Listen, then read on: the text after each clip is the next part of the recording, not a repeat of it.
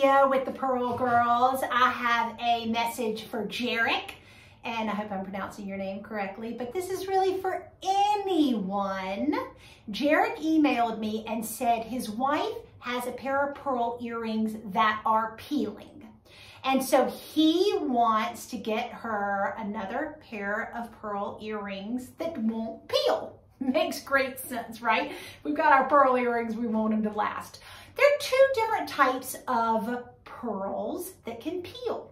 The number one is an imitation pearl. So if you have an imitation pearl, it could be plastic, it could be glass, it could have some type of base, and then a pearl-like material. It could be something as easy as just like a pearl-looking paint or pearlish epoxy on top of that bead. Those will eventually break down and peel, especially if you wash them or scrub them, or if they're in a rough situation and aren't really kept in a very soft place that won't, cause that surface to come off. Those will peel. Some genuine cultured pearls will peel as well, and I wanted to discuss that with you, Jeric, and tell you why. So, in life, we've been told you should get saltwater cultured pearls. I mean, I was even taught the same. My first strand of pearls are saltwater cultured pearls from Japan. When I started working with pearls, and I actually went and met with Japanese suppliers, and I was told things like these pearls have a really great nacre, and they will last probably between 10 to 15 years. And I was like, huh? So I started researching why. Why would they only last 10 to 15 years?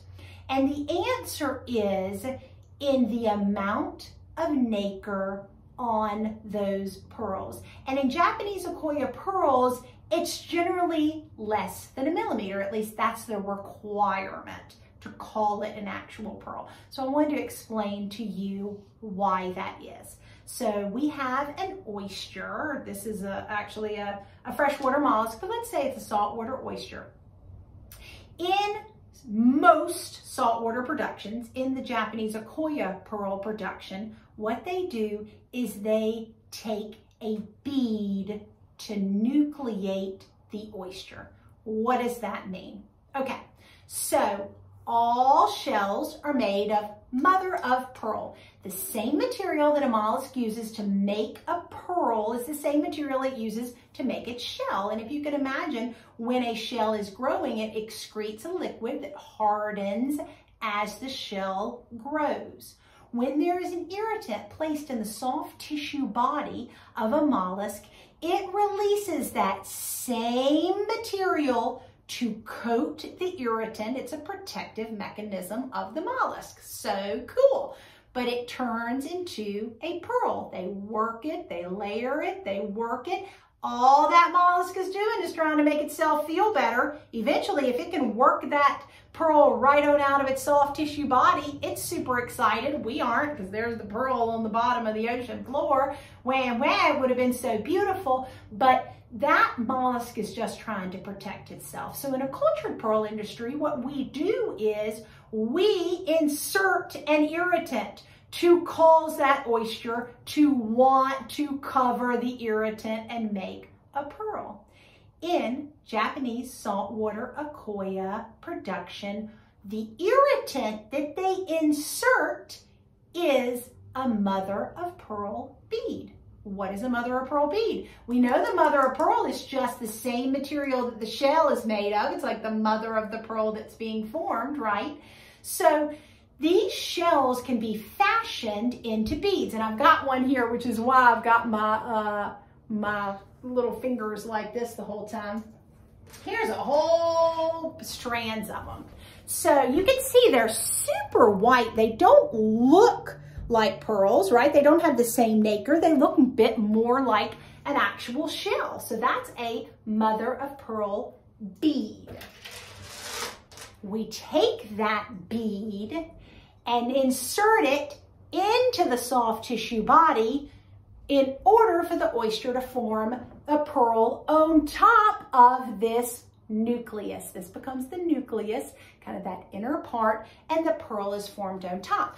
So in Japanese Akoya pearl production, it can be less than 1 millimeter of nacre, the pearl making material, on top of this bead, and it can still be a pearl. Now the nacre is gorgeous. The pearls are fabulous. There's no denying it. So they're really beautiful, but somewhere like the Pearl Girls, where we do a lot of reknots and repairs, so we sell new jewelry, but we also work with a lot of antique pieces, a lot of old jewelry. We will find on older necklaces, especially Akoya necklaces, the pearls at the back of the neck are worn down to the mother of pearl nucleus. So it wears down where there's been contact and friction against a woman's skin. So it has worn down. It can lead to peeling. Again, it's a genuine pearl, but that coating on top of the bead can rub off or peel off. So those are two different ways that the pearl can peel in both an imitation and a genuine. Now, with Jeric, he wants a pair of pearls for his wife. He doesn't want them to peel. Pearls peel. So what I recommended to him is to buy one of our stud earrings. We use fresh water cultured pearls for our pearl stud earrings. Now, the benefit of that is this little bead does not exist. Oh, I'm making a dramatic effect by putting it on the table, but it just rolled right off. There we go. So there is no bead. They are not bead nucleated. So there's just been a piece of tissue that has been a donor tissue that's been put inside the oyster soft tissue body, and that forms the irritant. So what does that mean? That means two things. First of all, it takes a lot longer to produce that fresh water cultured pearl that does not have the bead nucleus because it's super thick. That little nucleus does not exist, so it's more pearl. They're going to be slightly heavier as well. The second thing to know about that is it takes a long time, but also it's not going to ever risk peeling because there's really nothing to peel off. Because it doesn't have that central nucleus, the pearl making material, it can't peel. It won't peel off. So that is the story, Jeric.